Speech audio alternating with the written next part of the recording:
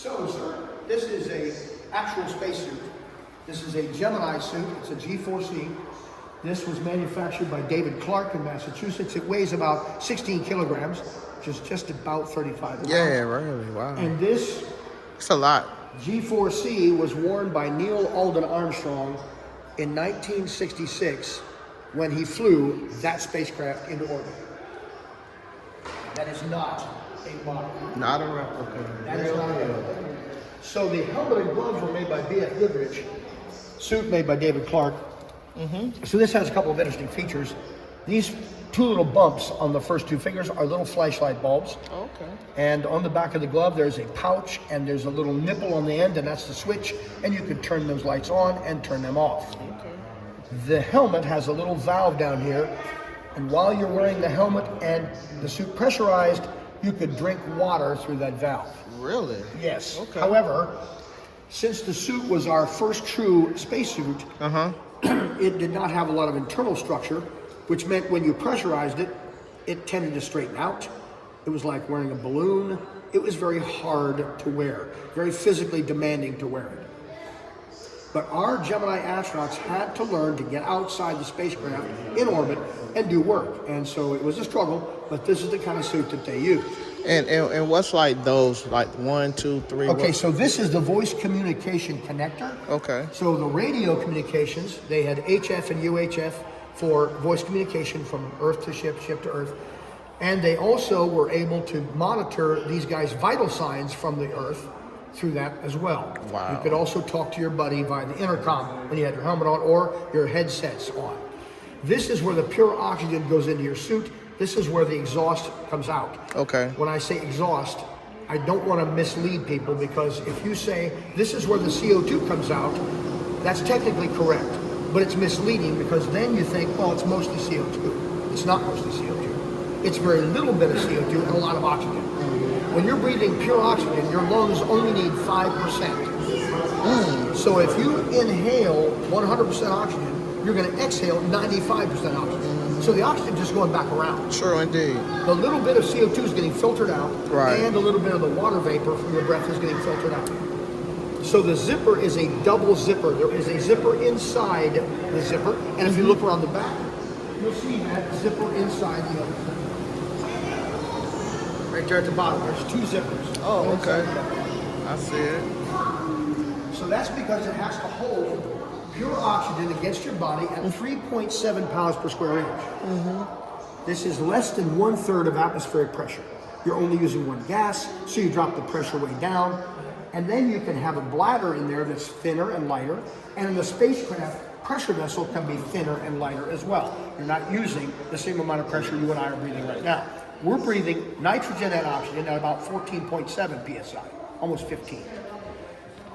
But that's a whole different ballgame, and we can't really do that in the spacecraft, at least not at that era. If you breathe one gas, that makes the plumbing simpler, and it makes the pressure vessels thinner and lighter, and that's important. So Neil wore that, and Neil was sitting in this spacecraft, wearing that suit. He was sitting here. He's the command pilot, and his buddy, and they both look like high school kids to me, especially this guy. He was 36 years old in that picture. Really? And to me, he looks like he's 18. Yeah, he does. Of course, the older you get, the younger other people look, right? So that's David Scott. Now, Dave was 34, and Dave is sitting on the right. Now, by the way, this opening here is not a window. This is where the hatch used to be.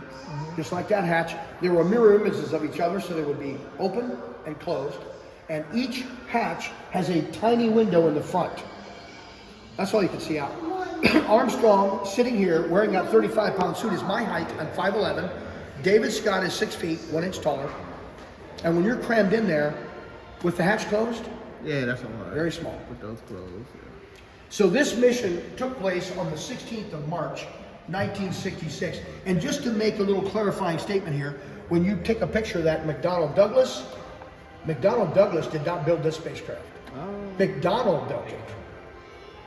McDonnell Aircraft, because Douglas was a separate aircraft company at this time. Okay. In 1967, after this flight, those two companies merged and became McDonnell Douglas. Oh, okay. But at the time of this flight, it was just McDonnell Aircraft. So this is a computer equipped, a digital computer was on this vehicle, as well as L-band rendezvous radar and hydrogen-oxygen fuel cells for electrical power. They were forced to cut the mission drastically short due to an emergency which occurred, and that's why they're in the Pacific after the mission instead of the Atlantic. They were nearly killed. This vehicle was spinning once every second due to a malfunctioning thruster. For how did they track how long it spun once every second? By the time it reached that speed and then they fixed it, it was only maybe 3 minutes or something that it was. That's a long time. It is a long once time. per second. The entire problem. How do you hold your bearings? You know what I'm saying? Yeah, that's true. The entire problem lasted 25 minutes, but it didn't begin that fast. It was very slow at first. But before that happened, they performed the first ever docking exercise. This is 16 millimeter motion picture film shot from this window as they fly around the other vehicle. It's called the Gemini target vehicle. They fly around it and they're going to line up at this end and they're going to park there and they're going to wait until the tracking ship people are able to give them the go ahead. And this is now going to be the first docking in history. And this has to be done if we're going to go to the moon. This is required if we're going to go to the moon. So they dock 6.5 hours after launch on their 5th orbit, and their closing speed is 9 inches per second. And again, that is this device here. Well, this part right here, that's what you're seeing. Okay, yeah. Because gotcha. this adapter's gone and the nose is gone. Okay, gotcha. Those came off when they came back. Gotcha. The Agena was 26 feet long, and the Gemini was 19 feet long. And together, on Earth, their weight would be 16,000 pounds. So everybody's thrilled, everybody's partying, people are passing out cigars, this is a great day. True. For 2 reasons. One, we're ahead of the Russians at this point. And 2, we're nailing these objectives and getting to the moon. These are required for us to do that, so it's a big day. And everything is peachy for 27 minutes. Everything's peachy for 27 minutes after docking, and then the crew realizes they have a problem. And the problem looked like that. That's that once per second. No. Oh, that's not No. it. Because it was detached at that point when it was spinning once per second. Is Right. that okay? After go they ahead. undocked. Okay. Initially, it was very slow.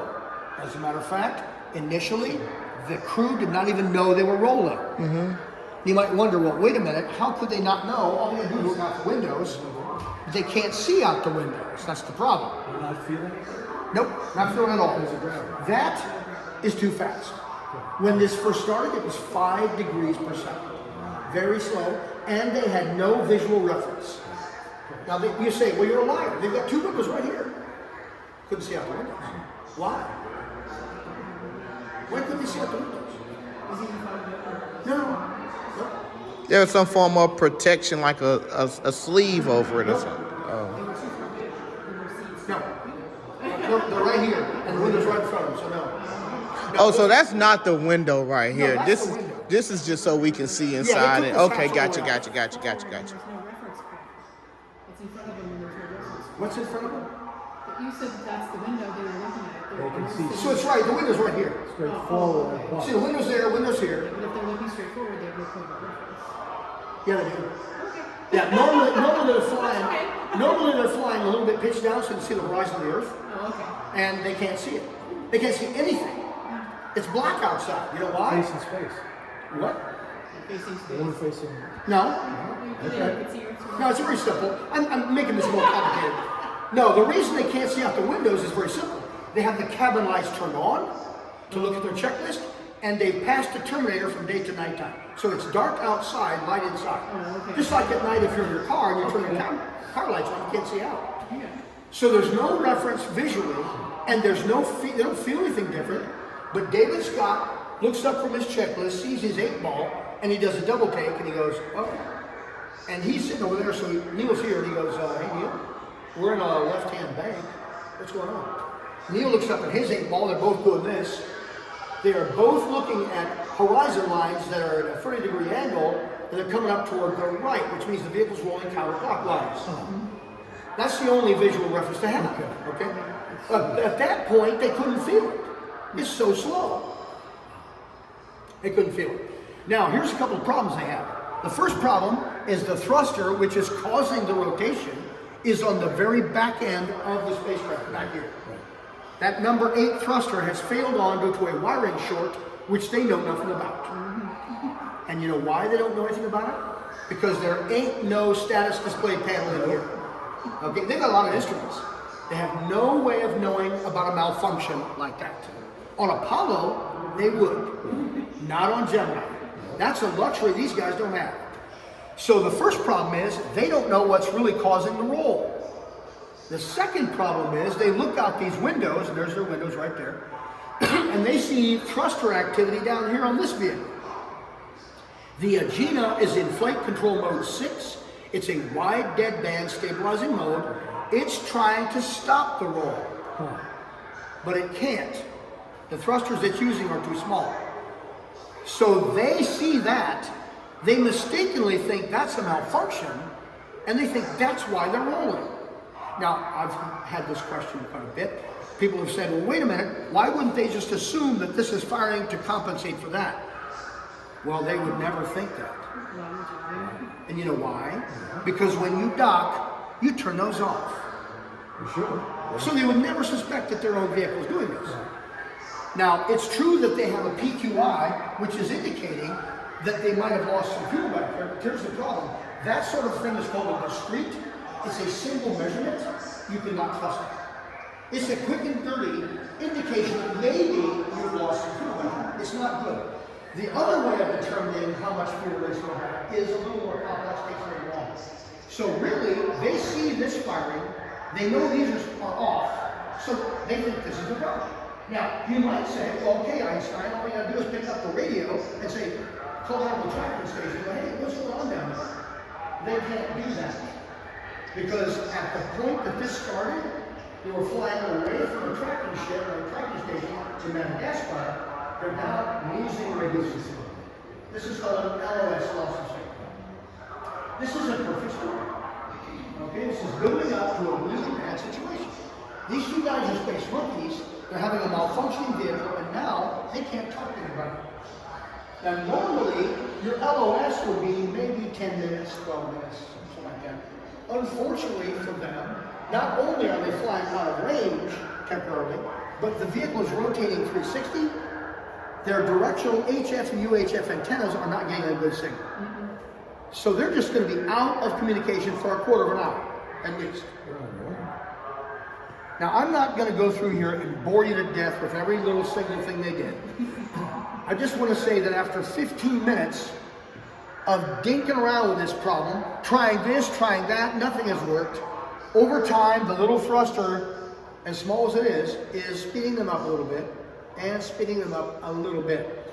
So they know they're losing propellant, somebody is, and so they just figure the best thing to do is to undock from the problem vehicle and isolate the problem, which makes sense. And if they had known that number 8 was firing, they would never have undocked. And ironically, what were you going to say? I was going to say the practice of the plan was to undock from the stationary Agena, but you're not rotating. Right. Have anybody practiced in rotation? No. You can't. No. You've got a machine on Earth, okay, that had 2 boiler plates, and you could, with means of a little crane-like thing and cables, you could dock. Right. But that's just to line up when you're both stable. When you're stable, but nothing like this. And the other vehicle could be held stable, okay, and you could do it, okay, but yeah, not like this. So this is going to be a first. Yeah, this is going to be a first. Now, they're not going to even attempt to redock. All they're trying to think of is saving their lives at this point. Yeah. Because they don't know what's going on. They figure if they undock from this vehicle, they can probably stop this roll, and then go from there. And it's kind of near at this point. So David Scott is going to undock that. Normally he would use the encoder controller, but that takes a little longer. So he's going to reach up to the center panel, flip the undocking switch, and the mooring latches in the TDA are going to extend and let go of the nose, and they're going to come apart. Now we're going to go to actual film footage out Neil's window. So Dave is going to hit the switch right about now, and they undock. Oh, jeez. And as soon as they lose that other vehicle's mass, Yep. this vehicle must spin faster. It's the conservation of angular momentum law. You just have to do it. So now, as soon as they separate, this vehicle goes faster, they look at each other and they go, oops, our bad.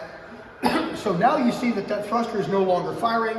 This is because they knew without looking, because they can't see it anyway, that this system is involved and this system is not. Now, if they can't see either one of these, how would they know that this system has to be involved and this system is not?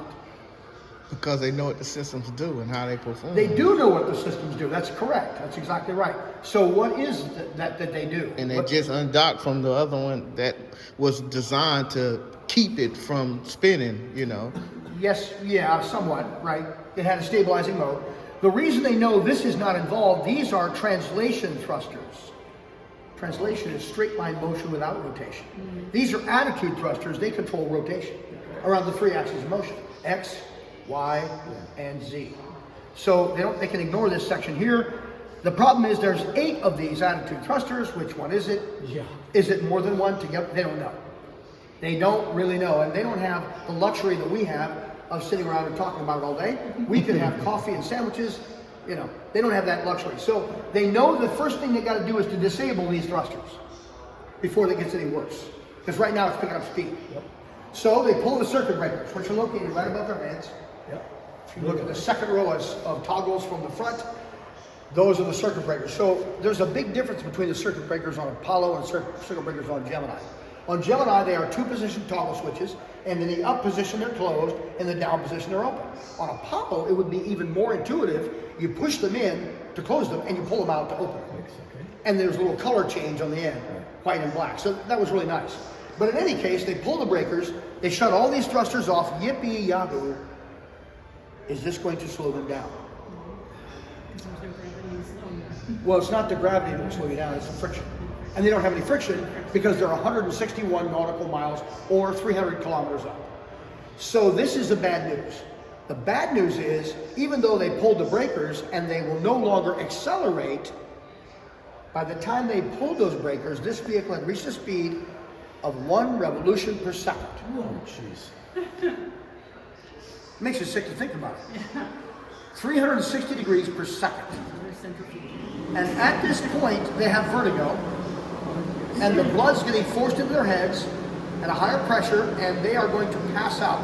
They are technically going to red out. They won't black out. That's the opposite. Either one, though, results in you being unconscious. If you pass out in this spacecraft, it becomes an unusually shaped coffin. And NASA contacts your next of kin and starts out with a letter saying, "We regret to inform you."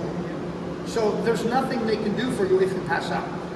This spacecraft is equipped with an onboard digital computer which cannot take over for you if you're not awake. It's a nice tool. It cannot fly this thing for you. And unlike a Mercury, the people on the ground could not control it either. And unlike a Mercury, this vehicle flies nose first. The Mercury flew mostly rear and first for retro attitude.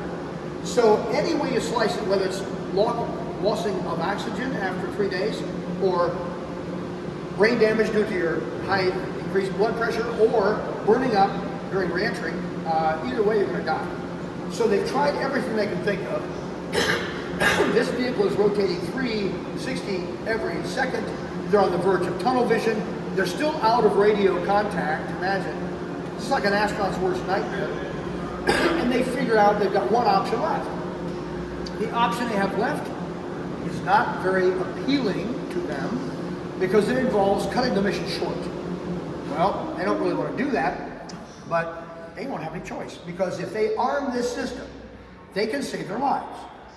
If they arm the system, though, their mission is over, because that system has one purpose in the universe: to steer you during re-entry. You must be able to steer. And that is a mission critical system. It has limited propellant. Mission rules prohibit you from using that system until you're coming home. So either you save your life and come home early, or you die. It's really not a hard choice. Yeah. You know, they don't have to flip a coin. What are we going to do? You know? So Armstrong's going to arm those, and then he's going to put his right hand on that joystick, and he's going to deflect that stick over to the right, And he's firing these, and he has to do that and fire them and fire them and fire them for 6.5 minutes. That's a long time. When you're burning precious propellant that's used for something else, and when you're practically on the verge of passing out when you start out, that's a long time. And they have to do that to save their lives. So they do stabilize the vehicle, and now they're flying normal configuration, which we might call orbital rate SEF. Orbital rate is how pilots like to orbit the Earth with their feet facing toward the Earth, and they like to fly SEF. This is a technical term, which means small end forward. That's what it means. They like to face the way they're going. Now again, on Mercury, they didn't, they flew backwards. I'm sure that was kind of odd. So at any rate, these guys are flying normal configuration, everything's peachy, except they have now been informed by the next tracking station they got to that they must stow their gear, go through their pre-retro fire checklist. They're coming home. They're not happy, but they're alive. So this is why, instead of landing in the Atlantic Ocean after 3 days, they're going to land in the Pacific Ocean after 11 hours. And this is just subsidiary. After this ordeal they had in orbit, they got over that. Now they're in a very rough part of the ocean, in that.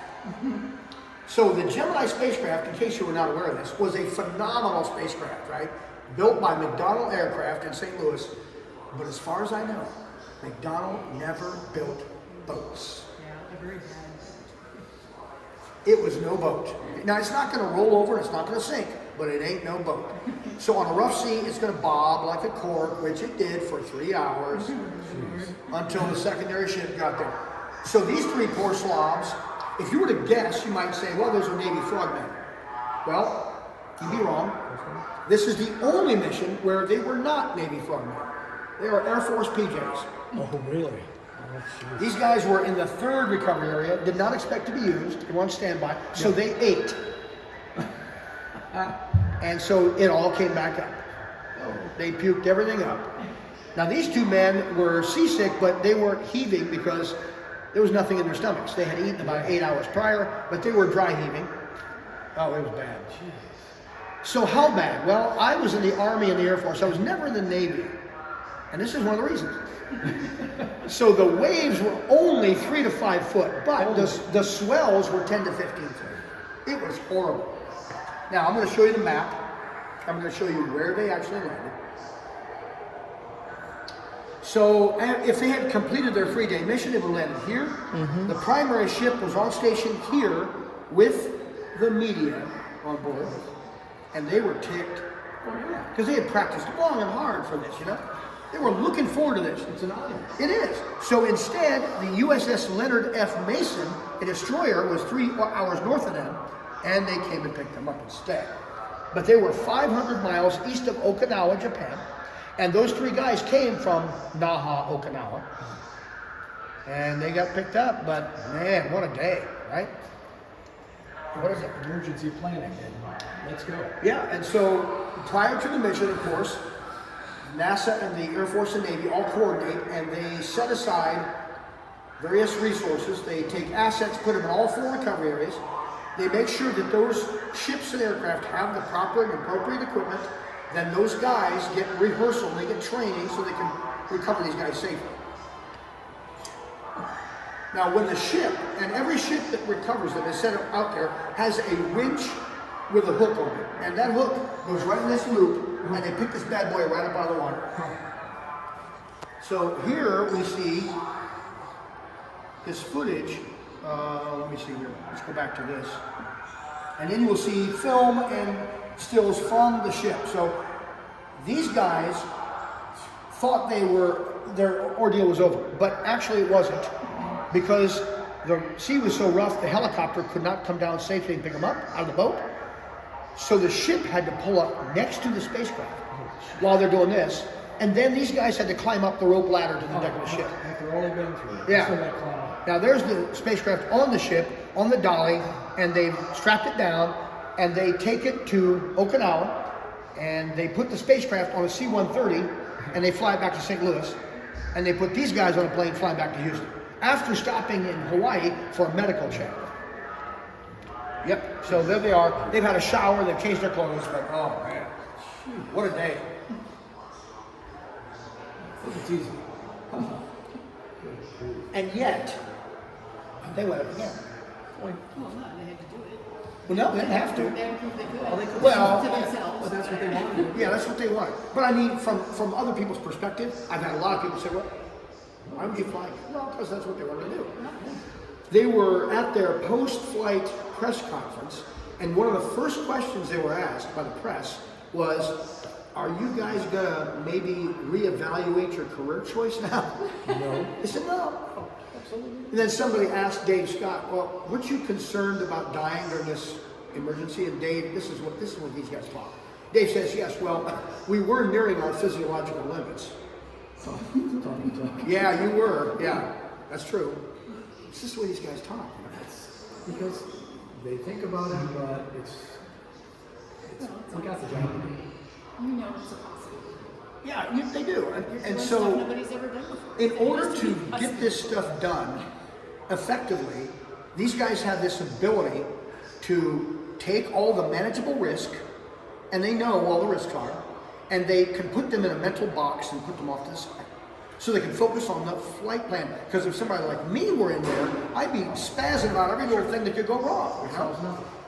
Golly. And the more you know about this thing, the more you worry, you know? So go all these systems, and it's, gee whiz. So the sad fact is, nobody ever really found out why that thruster failed due to a wiring short to ground when it did. Nobody knows really why. And they never got a chance to look at it because, of course, that section burns up. So what they had to do was, the engineers had to go back, and this were a combination of engineers, McDonnell engineers and Rocketdyne engineers, because they were the ones that built the thrusters. So they had to go through the post-flight debrief, they had to go through the recorded telemetry, and then they had to, and this is a lot of work, they had to go and build a benchtop model of all the thrusters, and then they had to make sure that all the wiring was connected, all the valves and the feed lines, and then they had to take one by one and try to figure out how that could happen. So what's weird to me is that the short did not occur when they docked, it occurred 27 minutes later when nothing was going on. Who knows? Yeah. Who knows? A weird thing. So what the engineers did was they said, all right, now this happened, so we're gonna have to prevent this in the future. So they installed a kill switch for the ohms thruster. So if a rate began to build up, you hit the kill switch, that took power away from all the thrusters, then you would open the breakers, and you would take the kill switch off, and then you would push the breakers in one at a time. Well, what these guys did with the lack of that ability, but when they stabilized the vehicle, they went back in and they pushed the breakers in one at a time. Now they start with number 1 over here, and they go to number 8. So they flip number 1 in the up position, would be closed, nothing. 2, nothing. 3, nothing. 4, nothing. 5, nothing. 6, 7, nothing. And when they close number 8 breaker, the vehicle started rolling left again. Like, that's the one. Dang. Because they're committed to coming home now. They can't change that. They've armed that system. That's the way it has to be. Man. Talk about great engineers and great flying, you know? To overcome these problems. So any other questions? The spinning aspect. What Buzz Aldrin, when we were working on, was it just the Apollo or was it on Gemini?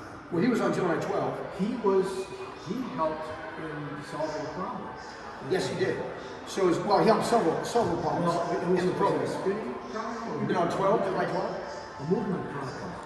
His engineering background. No, it wasn't a movement problem. Okay. What it was the rendezvous radar on Gemini 12 crapped out on him. It was giving him bad data. Okay. So with the aid of the MDIU and the slide rule, he was able to calculate their trajectory during that attempt. Yeah. And then, before that, he was able to, because of his scuba diving background, he was able to propose that they start training for EVAs differently. And so they started using a water tank instead of what they were doing before, was the vomit comet, which wasn't very effective. So he was able to really do a lot of innovation. And he's one of the few people prior to Gemini flying and rendezvousing that had an understanding of manned orbital rendezvous. His PhD thesis at MIT was literally line of sight manned orbital rendezvous. He helped invent that. Yeah. These people are brilliant. Yeah, Interesting guy. brilliant. So, anyway, thanks for being here. Thank you. There's a lot going on, you know. I was telling you something. It's really astounding. Given the technology, the hardware back then, that more guys did not. Kidding. No kidding. Yeah, that's true. See, every mission had its little foibles. Every mission had issues. But because of the foresight of the engineers and the managers, they were able to circumvent many of them and or solve them in real time. Did you know that on Apollo 14, while Al Shepard and Edgar Mitchell were orbiting the moon, preparing to land, they had a problem with their abort system, which was the computer was trying to abort them, right? And so this is amazing. This is 1971. So NASA gets a hold of Don Iles in MIT at Harvard or Boston, and they say, we need you to write some new code quickly. So on the fly, in real time, a 25-year-old Don Iles, whatever, rewrote code that they could then transmit to the spacecraft in orbit around the moon and solve that problem. They've tricked the computer into not doing that.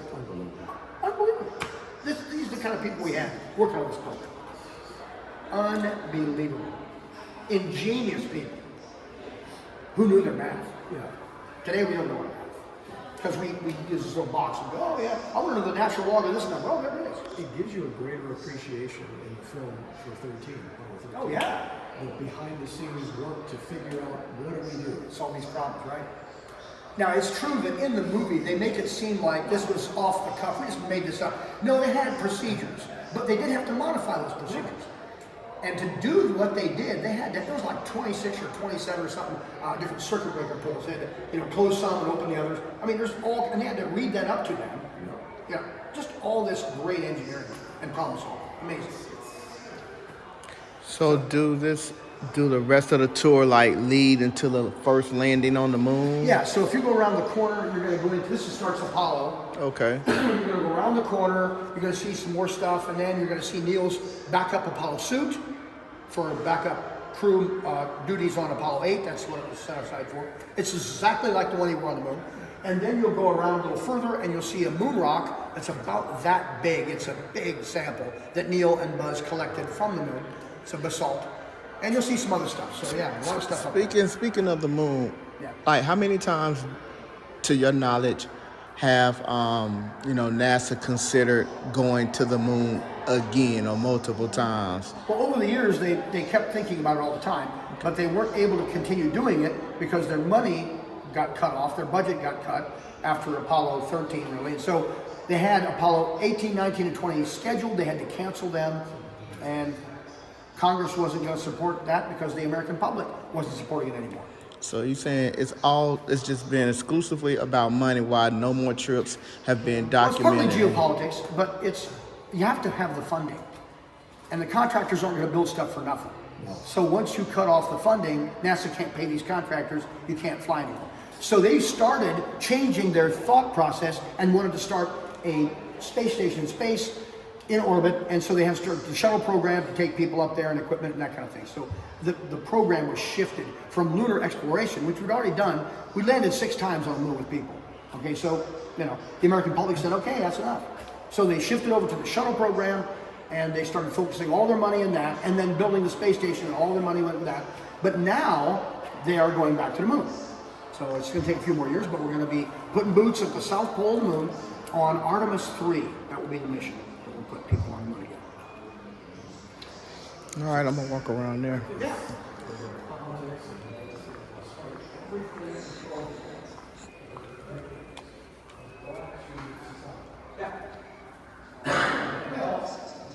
That's one of the main reasons one of our Raleigh tired when we did, because he saw that the Russian was going in, and he wasn't lying, he wasn't going to do it. He'd already served and been a huge influence, and so he was kind of disappointed. He was retired. And then sadly, he died of cancer, lung cancer, about 4 years later. He was only 65 years old when he died. And that was your right. I was going to say, so this statue was commissioned by the Smithsonian in Oh, really? 2018. Okay. And there were 15 of these made from his actual suit with moon dust on it. So can I probably find one in DC as well somewhere? Yeah, Okay. there's one of these exact replicas in the Hazy Center in DC, and then his actual suit, the real one he wore on the moon, is in Washington. Okay. So you can see that on display. But when the Smithsonian wanted to commission or to commemorate the Apollo 11 50th anniversary, they did a 3D scan of his actual suit, and then they made a 3D printed copy of it with these panels, and then they glued them together, and then they sanded it, and they used that as a mold for the resin copies that one of them you see here. Oh, okay. 15 of these made. This one stood outside the Cincinnati Reds ballpark all summer of 2019. Wow. And the other ones were in other ballparks. So although this is not a real suit, it is made from a 3D scan of his suit.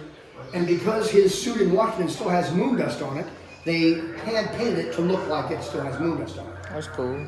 But yeah, it's really tremendous. And so if you want me to take a picture of you next to it, I will. Yeah. You don't have to, but if you want me to, I will. Okay. Thanks. Just let me know. Okay, I will. Because we do that a lot, you know. So this completes it. Everything over there, is that gift shop? Everything over there on that side, or is that also? No, there's actually a modern gallery over there too. Oh, okay, cool. After you get through the theater, there's a modern gallery, and then you come down into the shop. What's this right here? This Docking hatch. This is the exterior surface of the docking hatch of the command module. So they had two hatches in each spacecraft. One a docking hatch, and the other an access hatch for the crew to get in and out.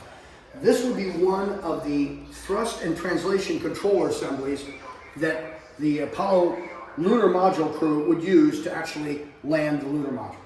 This, of course, was not used on that mission because that one doesn't exist anymore. But this is exactly like it. Okay. Now this was worn by Armstrong between the Columbia and the USS Hornet. He wore it for about 30 minutes. It was miserable because it was July, it was hot, and it's a rubberized material, so they sweat in there. It was bad. That little piece of fabric was taken from the 1903 Wright Brothers flyer, the upper left wing, by the Air Force Museum. They took a swatch of that and they asked Neil, before he went to the moon, would you fly this part of the fabric to the moon and bring it back? And he did, and when he got it back to them, they cut a piece of it off, let him keep it, and this is derived from that piece. But another piece of this same fabric is now on Mars. Okay. Oh, they just Ingenuity, left the it little there. drone up there, it's on that spacecraft. Now we can't light this brightly because, of course, it is textile, Exactly. so we have to keep it kind of a little darker. Pass to you. This Kapton gold foil was originally on the Columbia underneath the outer skin, which burned away during the history.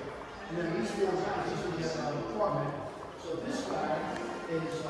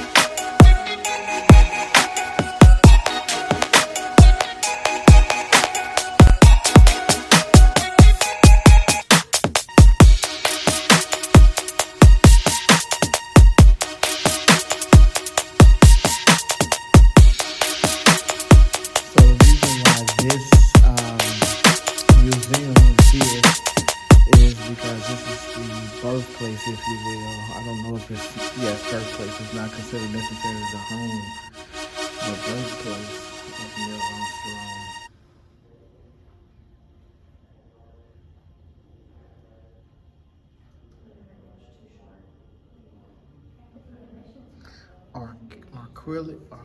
Acrylic on velvet. That's nice. I bet you.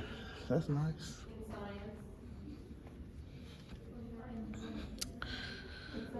I have no. Yeah. And plus 3 years of experience or an advanced degree. I have an advanced degree. I guess I could be a mission specialist. Let's see.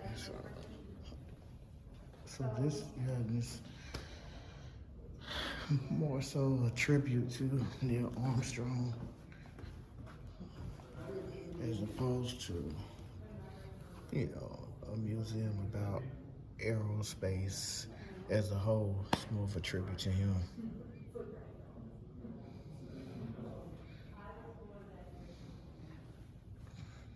Interesting stuff. I want someone to definitely comment, you know, leave your comments, your remarks, your thoughts, your expertise, your convictions, your skepticisms, whatever the case may be, in terms of the authenticity of just anything that you see.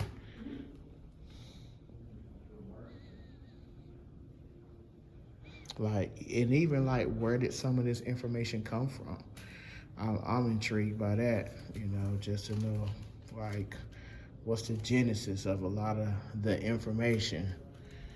I'm super intrigued by that. I don't know how much of a dive I'm gonna take into it, because everything is, for me, is just not worth taking a deep dive into it. Because to me, like, to say that you know something requires a deep dive. But there are a lot of things I'm curious about, and I would love to have some comments and, comments, remarks, suggestions, all the above, you know. I would love to hear just the feedback around this subject matter, because it's definitely a controversial subject matter. World records. That's the year I was born.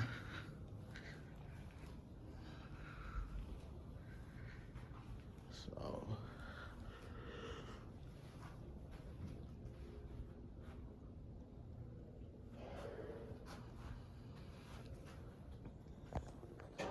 He was an Eagle Scout in 1947.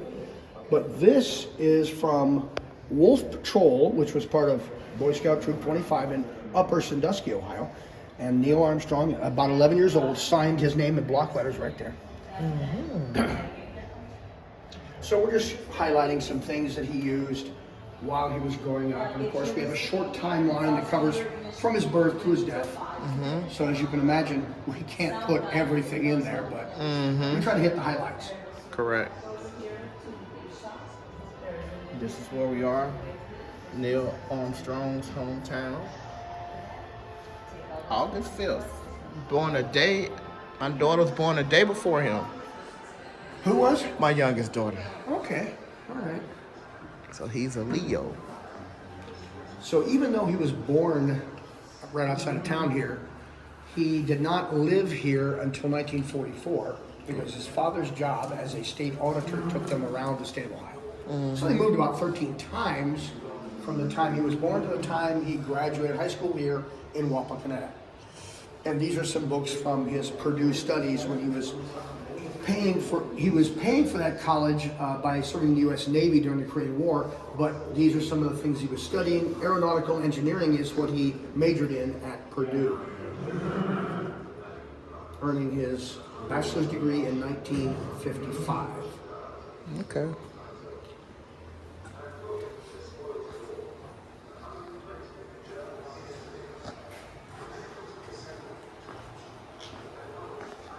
So this is our early gallery, and we are starting out by showing World War II because, of course, this was a humongously influential event that affected everything around the world for the rest of history up to now. So the Germans developed the A4 rocket, and they used it to destroy a lot of Western Europe.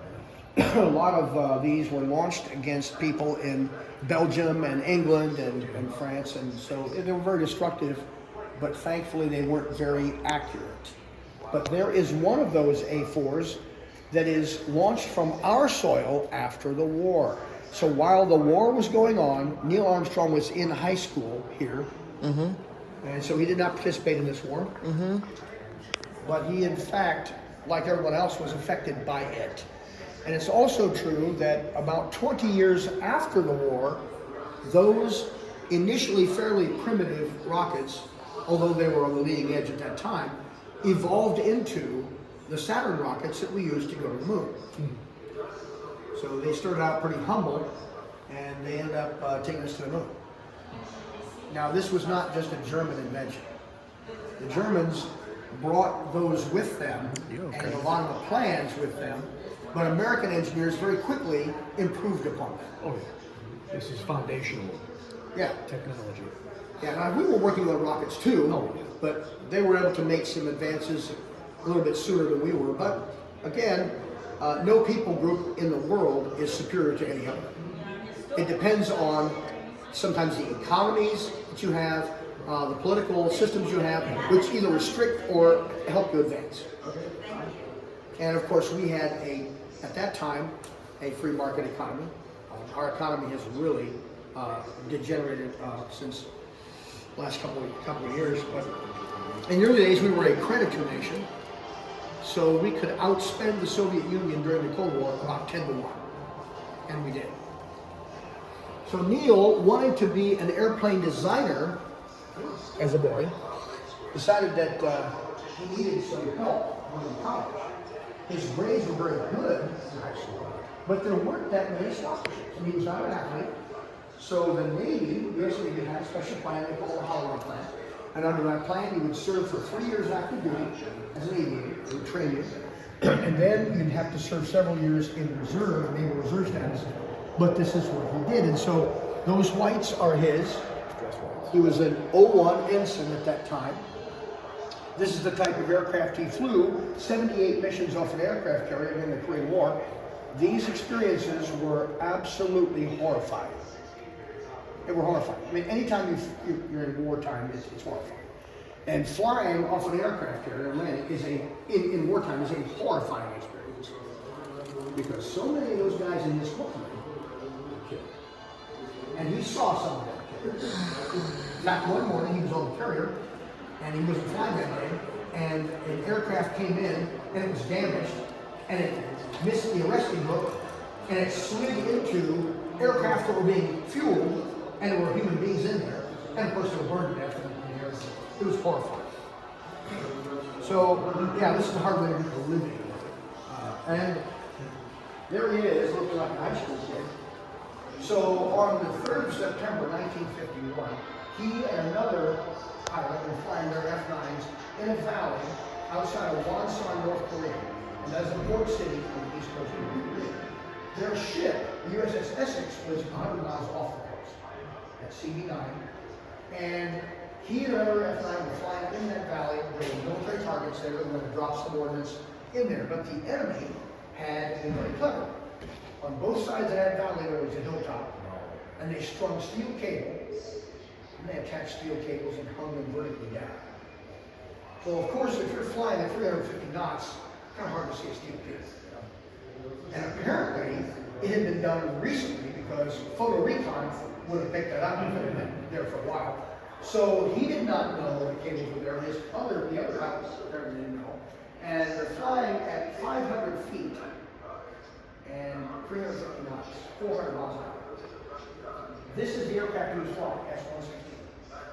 And he hit one of those cables with his right wing, and it sliced off 6 feet of that wing. Now, if you lose 6 feet of your wing in 787, that's a problem, but when you're flying an airplane this small, and you lose 6 feet of wing. That's a big problem. So he's lost his wingtip fuel tank. He's losing hydraulic fluid. He's lost most or all of his aileron. The aircraft is crippled and wants to roll over. And here he is fighting the stick, trying to keep it in the air. And he can't go back to the carrier, and he can't land in North Korea. So he flies along the coast. He's got to get past the DMZ, and of course during the Korean War, the DMZ changed positions multiple times. He has to know where it is, so he has to fly off the coast of South Korea, and finally he realizes this airplane is going down. So he radios to the other guy and says, I'm going to punch out my whole arm, and the Koreans are there, and I'll be able to get the rest of the trip. So he punches out. That's all punching out without punching. So he ejects here. He goes in the plane. Well, the wreckage is still down today. He's never caught up. Well, it's a combat loss. Because it was destroyed. It was missing 6 feet of wing and it hit the water. So anyway, he punches out and he wanted to land in the ocean. The wind blew on the coast. So he lands in a rice paddy on his tailbone. But he was 21 years old. He just turned 21 years old. And when you're 21, you're pretty flexible. Yeah. So he gets back to his carrier, he lives to fly again, and then he had to do it again. That was not his last sortie, that was his in the middle. Get back on the horse. Gotta get back on the horse. Now, the man who donated this model is a retired naval aviator, and he wanted this Ensign Armstrong to be painted on here, even though that's not accurate, he knows it. But he wanted people to see that Armstrong flew this particular plane. Now, Neil actually, like all those aviators, flew any of the aircraft that were available. So when one came in, it was all banged up and shot up. Well, you may not fly it that day. You might have to patch it up and then get it back up there. But whatever aircraft were available, that's which ones they flew. Did they have call signs common back then? Or Yeah. And we don't know. Oh, okay. Don't know. I wish we did. And maybe someday we'll find out. So at any rate, these were very important experiences, as you might imagine. He wrote home, and at one point in one letter, he said, these experiences built backbone. And I'm sure they did. But this was resume material, because in '55, when he graduated from Purdue with his degree, he was hired by the U.S. government. NASA did not exist yet. His predecessor, NACA, hired him in Cleveland, Ohio, at Lewis Research Center, Lewis Field, and he started his test pilot career at that time. And then in 4 months later, he was able to move to Edwards, California, and to get a slot out there as a test pilot. So he was a NASA test pilot overall for about 7 years. You got the background. Yeah. But that just shows you the kind of experiences that kind of molded these guys. These guys were hardcore individuals. Not sometimes by their choice. Right. Many times not. Yeah, that's true. So often people, I'm sorry, go ahead. No, it was all primitive. Not like today. People think of today, all the technology is better. No. Yeah. And you were flying with us. You were flying with vehicles. Today, no offense to the people who are pilots, but you still have to be skilled, you still have to be knowledgeable, but the aircraft is flown by a flight computer and control surfaces that it's not the same. It's not that we don't understand what It's you're understanding. doing. Yeah. But it's not the same. So we had to put this up here because people would come here and think that was Neil Armstrong. And it's not, of course. So when Neil was this age, nobody had television. So this guy is now about 78, and this gentleman used to be my director. Yeah, for about 20 years. He's still on our board. His name is John Suez, and he's a local guy. And his family lived county corner from Neil's parents downtown. And he would deliver papers to Neil's mom and dad. He didn't know Neil, but he wasn't supposed to because Neil was the older. Well, yeah, that's what most of us say, right like that. So at any rate, I'm going to be moving in this gallery next one. So now I'm 65. All that stuff in my house is pretty far away. I have been able in person at the Space Launch Center to put my hands on his contract.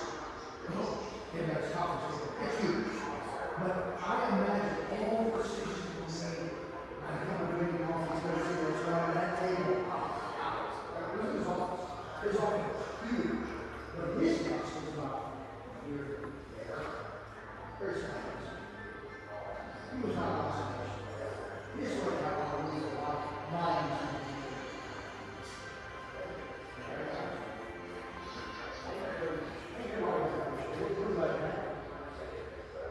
So if you really